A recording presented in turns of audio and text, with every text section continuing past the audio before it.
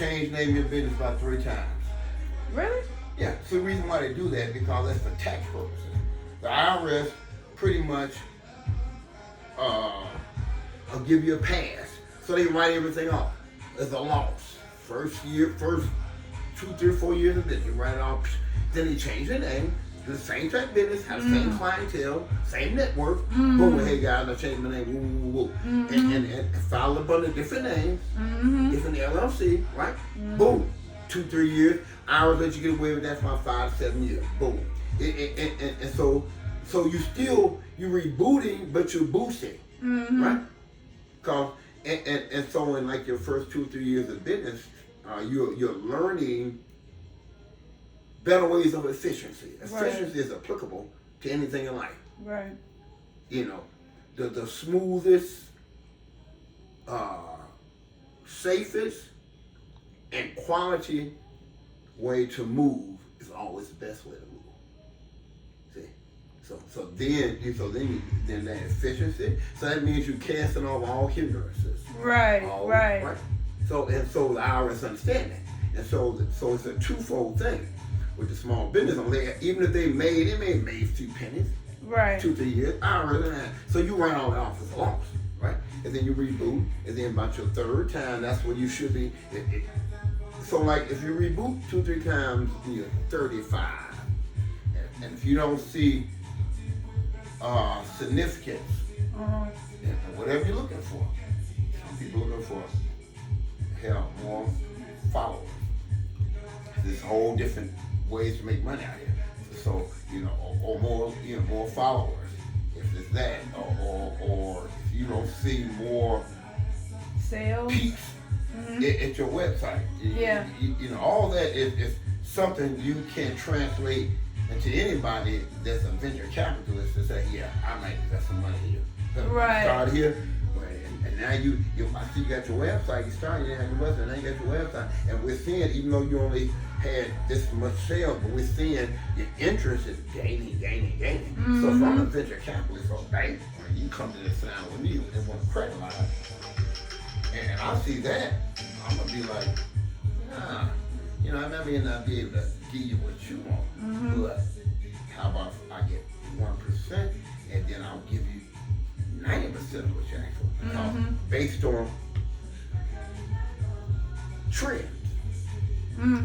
So everybody keep trends. Women keep trends, men keep trends, they flash, whatever you want to call them. Trends. So an accurate keeper of trends is usually the most successful person in life in anything. Some people, trends are too fast.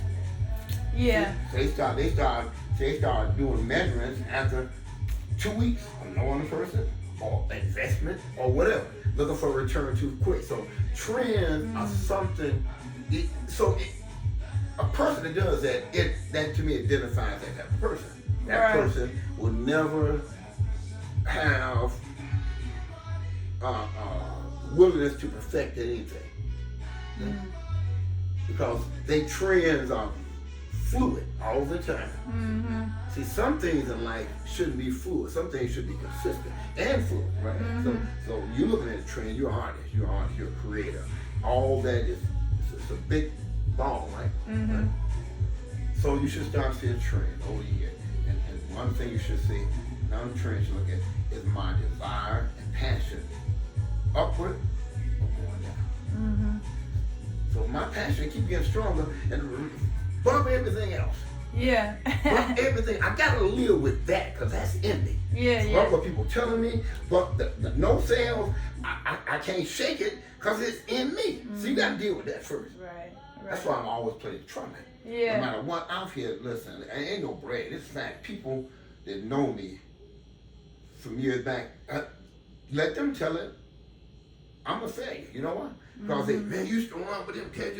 They wanted me to be where they wanted me to be. Right. They wanted me to be a star. I just wanted to play music. See, the passion was the horn. Yeah. It wasn't all that. I lived that. Now, see, that don't change. Right. So that's the first trend you look for. Right. Then you start to look at trajectory. Is your trend in you that's giving you this passion is heightened, but the trajectory is how am I able to display that Right. in a manner that whatever niche I have, are they embracing it? So I don't care if it's 2 or 3 people. Right. So you'll learn earlier that certain people just like your stuff. Yeah, yeah. Right. Yeah. So that's the trajectory, and you start to see that. You build on that. And the things that you can see intellectually, visually, on your heart, then you start to build on it. It's just someone see in something that you don't even know. Right. Right? Ain't no speculation. You know this is in you. You see these people like you, and so that's how you build that fan base, real fan base. Oh yeah, and you know now with the internet and people being able to have so much access to you, everybody has the opportunity to build like this cult, like you can build what Beyonce got. You know, see, maybe not the but the connection, like how much they love you. You know, all the time that opportunity just hasn't been there. Yeah, because see what's happening is, and it's still, I'm gonna tell you what it is. I've been living a long time. The game's the same. Yeah. I'm gonna tell you it's still the same. Listen. You can. Gatekeepers will always exist. I don't care what door. There's more doors, but it's still the same number of prizes. Right. You understand what I'm saying? Yeah. You got more doors to go through now. Now just make a bigger maze. See, back in my day, you didn't have all that, right? But so you already knew you had these 5 players, and they still exist. In the entertainment, in the crib, there's 5 or 6 or 7. Never changed. And what they did was they said, well, we're gonna throw a whole bunch of paint out here and all these colors and everybody go for it. And so they did streaming, all like this, and everybody think you connect with the same people everybody else connected with. Yeah. See? So now what's happening is the creators today is doing the legwork that producers had to be responsible for. Like they signed you or whatever you want, an artist that write it or write it, whatever. They already knew they had to front that artist, and because they believed in them, then they had to show them right. They had to spend that money, right? Right. Now the artist has to do it. And so so this is why I don't even like even dealing with all the labels. So like, okay, so I sit down with them, I'm telling them this. There's really nothing you can do for me that I haven't already done. See, I'm already, but you all want to ride on that. Y'all want to ride on that. So it's there's a pro and a con to it. You can use it. I'll say nothing will change. If a person has that heart, like back in my day, musically, artistically, or whatever, you had to deal with these major players, right? And even today, with streaming, musically, anybody can get on Spotify and all like that, right? They don't mean that. 1 million streams is about $3,000. It's less than a third of a penny. So it's just a game. And that's why the creators that's not evolving with the game are the younger creators, you know what I'm saying, kind of like limiting their opportunity. Because the game is so different, you gotta do shit like this. You gotta show more. You like, I got the art and shit, or I got the music and shit, but streaming alone ain't gonna. You got to. Videos have always, and it's always videos. I'm telling you. Look. That's why for years they kept black artists from MTV, anything like that. Michael Jackson broke them doors. He kicked them doors open, right? Yeah. I mean, he literally kicked them open. Yeah. Prior to Michael Jackson, there wasn't no black artists, but you seen them white rock groups on TV back in the day. Right. So, yeah. But the bigger point I'm making is, it don't matter what time, what day, what generation. If a person work at it, you have to work at it.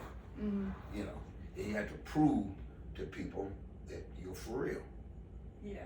And then art form is something that's just once it's sold, it blossoms. So you got to sow it in people's heart. So no matter what time of day, it's probably millions going to do just that, right?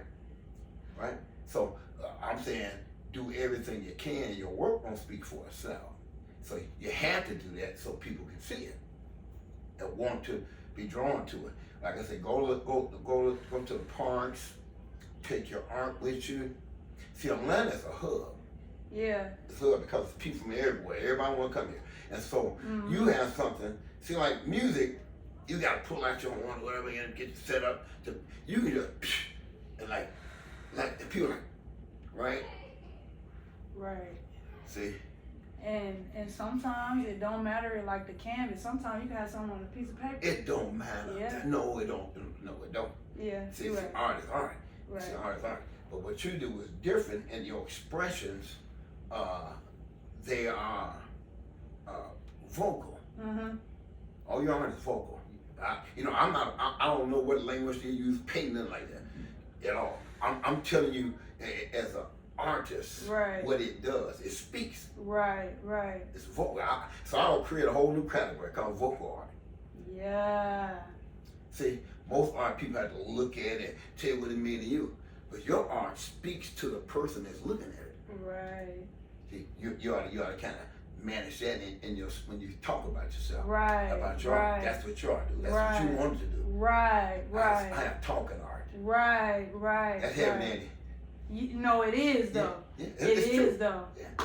I gotta write that down. Uh-huh. I've been writing down stuff all morning.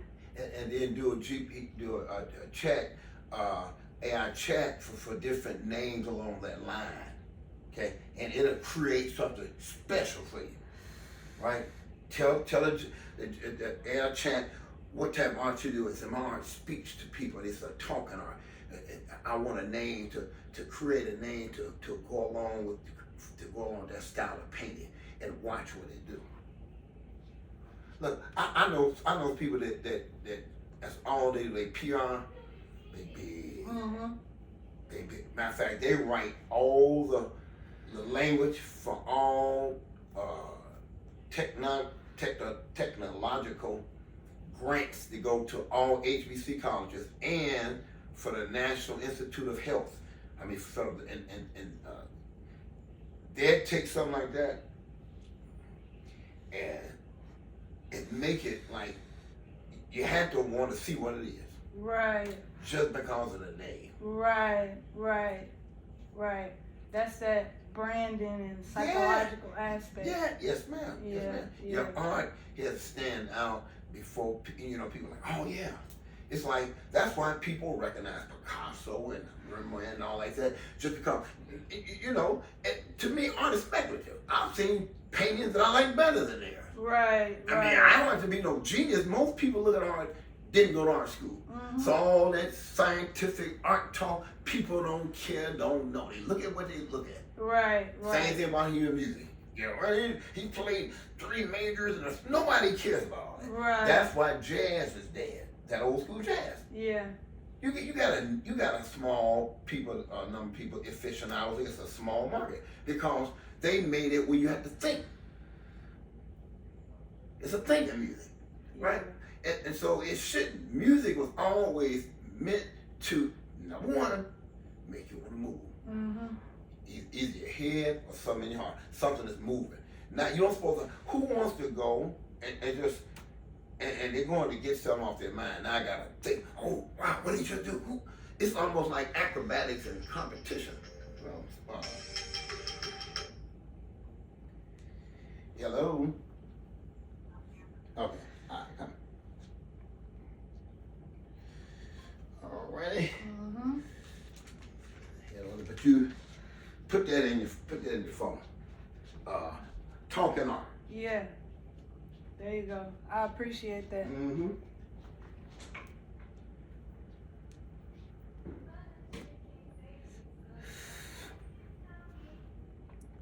And this why I'm gonna be showing more of this, because all that knowledge and wisdom, that shit gets dropped on me like on a regular.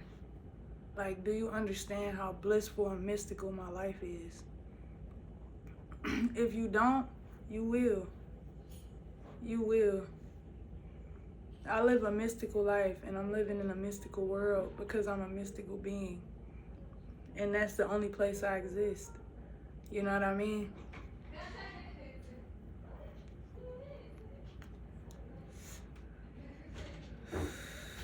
Peace.